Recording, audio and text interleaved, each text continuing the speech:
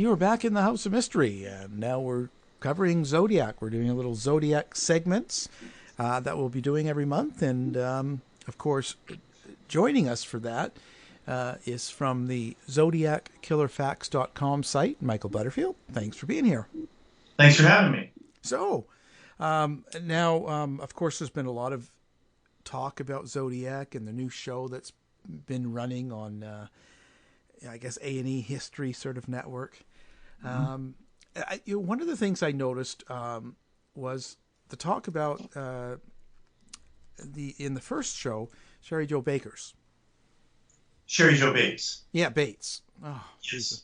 Now, Sherry Jo Bates. So we don't know for a fact that she was killed by Zodiac.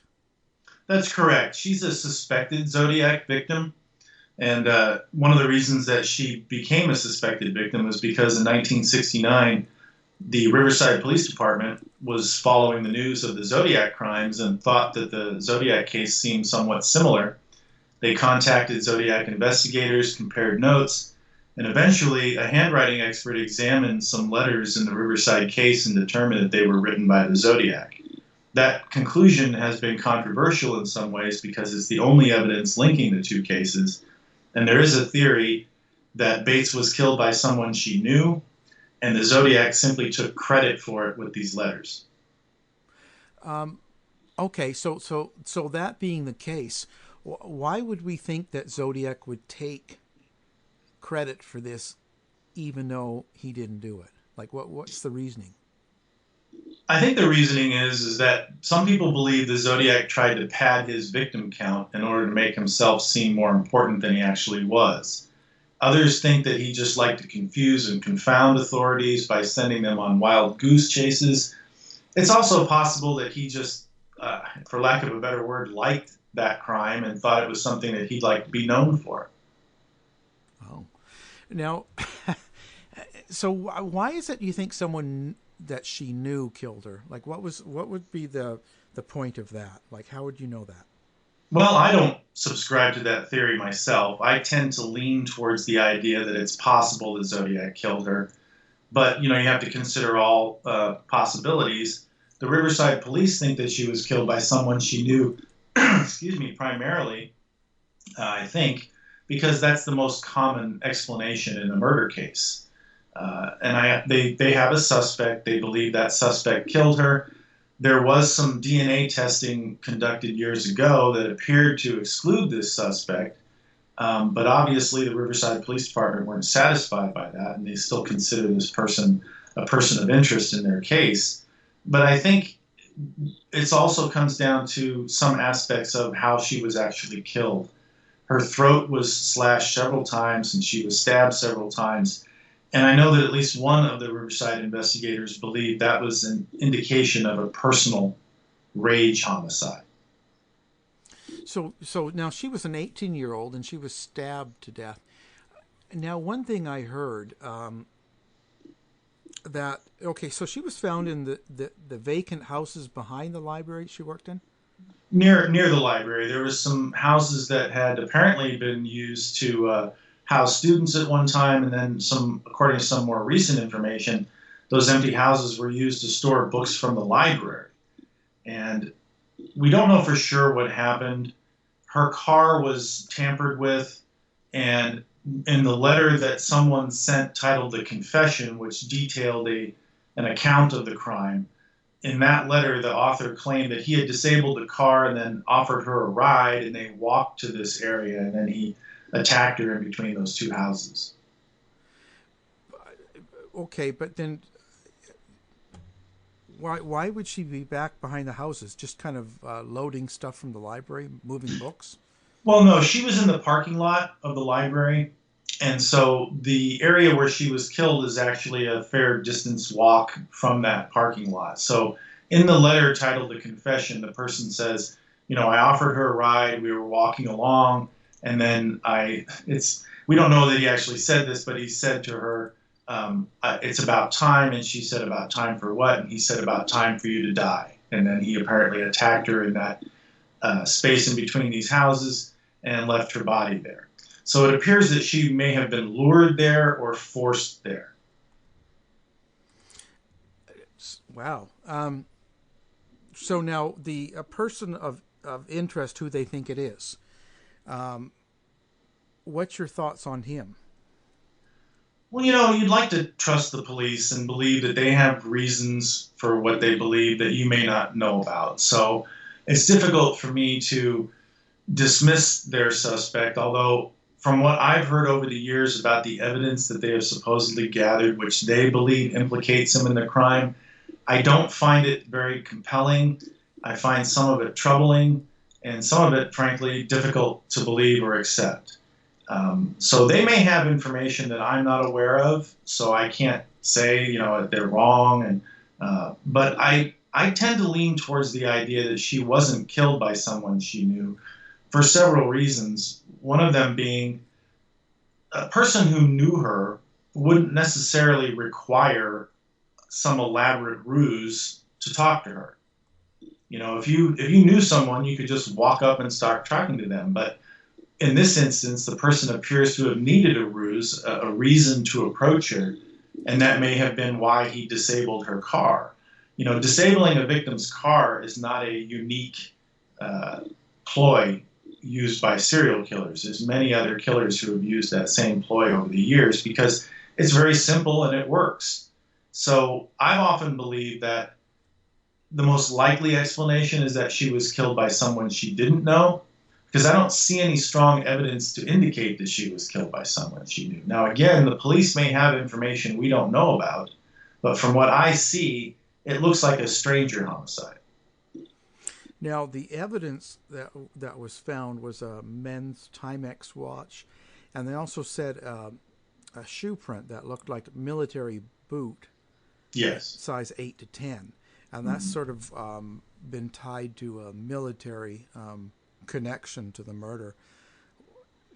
And you kind of follow along with that too, or? Well, I think that the military connection, it's something that's been brought up over the years. I think it's one of those things where it's kind of what you read into it, because yes, there are aspects of the Zodiac case which could indicate that the killer was in the military, or even the Bates case too.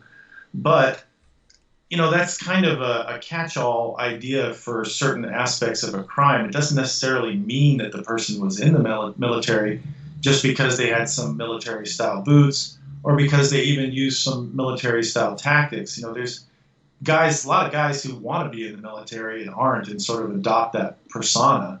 So it's possible he was in the military, but it's also possible that he was just a wannabe person who liked to engage in activities that made him feel like he was a military person. There are aspects of the Zodiac codes which could indicate some military cipher training, some of the tactics that he used, some of the language that he used in letters. But there's also some problems with that theory. If a person who served in the military would most likely have his fingerprints on file, unless they were destroyed in a fire or records were lost or things like that. And from what I understand, they've made many efforts to check the Zodiac fingerprints against the military database, and nothing has come up.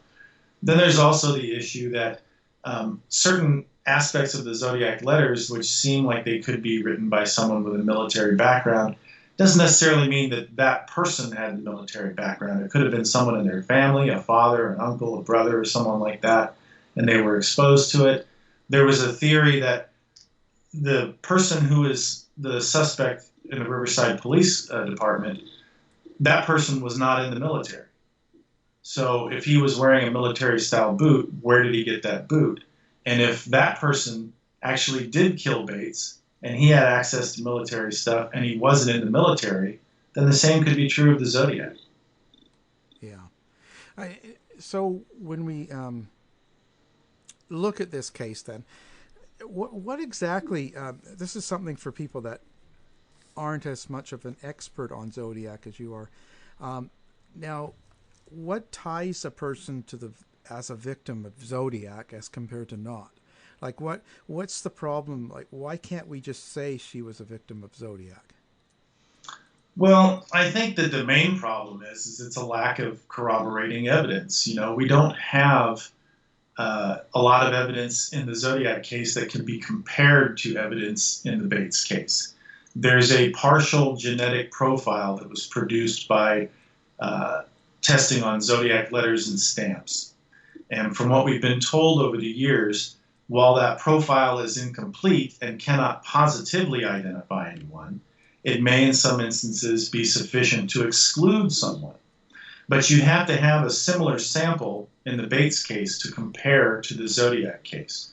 And in the Bates case, the evidence that they've had to date consisted of some skin scrapings under the victim's fingernails, which, from what I understand, were not sufficient to produce any DNA profile.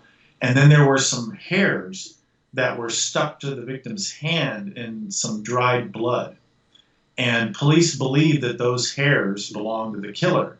But the kind of DNA that you find in hair, which is mitochondrial DNA, is not always compatible with DNA that's produced by blood, semen, saliva, and other bodily fluids. So they can't necessarily compare those to prove that she was a Zodiac victim. Now, here's the thing. If they were able to find some DNA on those writings in the Riverside case, and they could compare those, even if they did match, that still wouldn't be proof that the Zodiac killed Sherry Jo Bates, because that's DNA on those letters and not at the crime scene. Now, in the new show that's on right now, The Hunt for the Zodiac Killer on the History Channel, the first episode showed the production being granted unprecedented access to the evidence in the Riverside case, including the pants worn by the victim that night. And from watching the show, you can see that they believe that there is a blood stain on the pants, which may belong to the killer, and they're trying to test that to get enough evidence to see if that can be compared with the Zodiac DNA. But then again, you have an issue of getting these various police departments to cooperate with the production in sharing their genetic profiles so that they can be compared. And that isn't always a very easy thing to do, especially in an open case where police are pretty guarded about a lot of the evidence.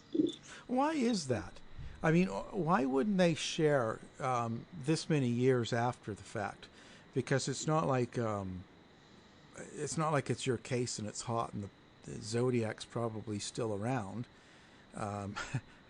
You know, this is a long time, so why would... I know the Bates case was 51 years ago. Yeah, so why wouldn't you share with other police or other investigators? Well, and that becomes the issue, too. We don't know that they haven't shared with each other as far as the police jurisdictions, but there may be an issue about wanting to share that information with a television production crew.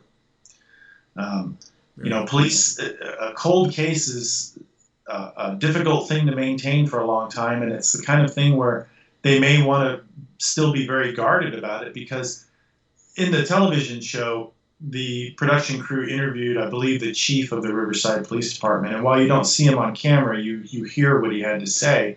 And one of the things that he said was that the Zodiac, or the Bates case, has been the victim of a lot of exploitation or sensationalism, something to that effect.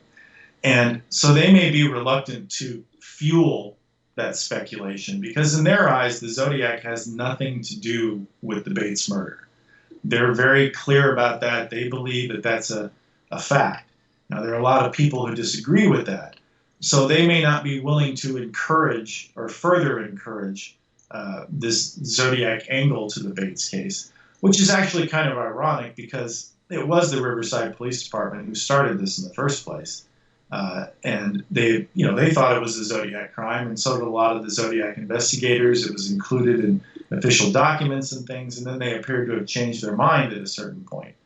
They may not be willing to further fuel that speculation, but at the same time, a lot of people would argue the best way to get rid of that speculation and get rid of that problem would be to compare the DNA or whatever evidence that is available and effectively rule out the Zodiac. And that's where I stand on this issue.